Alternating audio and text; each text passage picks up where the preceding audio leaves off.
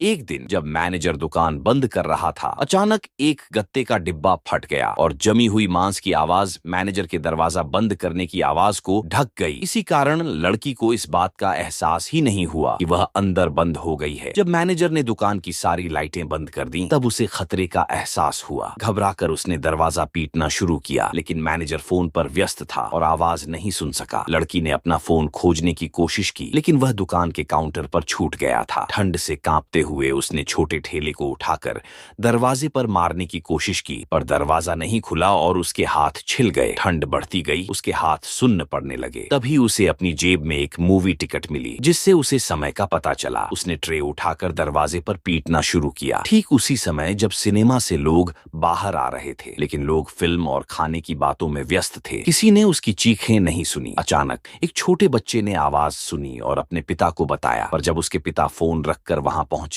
लड़की का ट्रे हाथ से गिर गया और वह पूरी तरह ठंड से जकड़ गई थी। यह उसकी एकमात्र बचने की उम्मीद थी, जो हाथ से निकल गई। धीरे धीरे सारी लाइटें बंद हो गईं और वह अकेली रह गई। उसका घड़ी भी ठंड से टूट गई और उसका मन पूरी तरह टूट गया। ठंड से उसकी नाक से खून निकलने लगा। उसके हाथ और बाजू बर्फीले हो गए। हिम्मत जुटाकर उसने देखा कि ठंड सबसे ज्यादा कोल्ड स्टोरेज के पंखों से आ रही थी। उसने एक गत्ते के डिब्बे को काटकर उसे पंखे पर चिपकाने की कोशिश की। जब वह दूसरा टुकड़ा लगाने गई, तो उसका पैर फिसल गया और उसका बायां पैर फ्रैक्चर हो गया। अब उसकी मुश्किलें और बढ़ गईं। उसने हिम्मत दिखाते हुए अपने टूटे पैर को खुद से सेट किया, उसे टेप से बांधा और चलने लायक बनाया। भूख से बेहाल उसने कुछ खाने की कोशिश की, पर ठंडी हुई फ्रेंच फ्राइज पत्थर जैसी सख्त थीं। तभी उसने देखा कि एक चूहा खाने की तलाश में था। उसने चूहे के पास रखा एक चॉकलेट बार उठाकर खा लिया, जिससे उसे थोड़ी ऊर्जा मिली। लड़की ने उस चूहे के साथ अपनी चॉकलेट भी बांटी, क्योंकि वे दोनों एक ही हालत में थे। तभी उसे अपने बैग में पड़ा लाइटर याद आया। उसने जलाने के लिए कागज निकाला और आग जलाई, लेकिन कोल्ड स्टोरेज में धुआं भरने लगा। उसे डर लगा कि अगर ज्यादा जलाया तो वह बेहोश हो जाएगी। उसने आग बुझा दी और खुद को गर्म रखने के लिए गत्तों से एक छोटी सी जगह बनाई, ताकि उसकी गर्मी बनी रहे। जब वह सो गई तो उसका हाथ फर्श से चिपक गया। उठने की कोशिश में उसकी त्वचा छिल गई, लेकिन वह दर्द सहकर उठ गई। अब उसका अंतिम प्रयास पंखों को बंद करना था। उसने खुद को प्लास्टिक शीट से लपेट लिया ताकि ठंड से बच सके। फिर उसने जमी हुई मांस की एक थैली उठाई और पंखे पर फेंकी। पहले ही वार में एक पंखा बंद हो गया, लेकिन दूसरा बंद करने के लिए उसमें ताकत नहीं बची। वह बेहोश होकर गिर पड़ी। उसका चेहरा ठंड से नीला पड़ गया। धीरे धीरे उसकी चेतना खत्म होने लगी और वह जमीन पर गिर पड़ी। उसकी आंखें धीरे धीरे बंद हो गईं।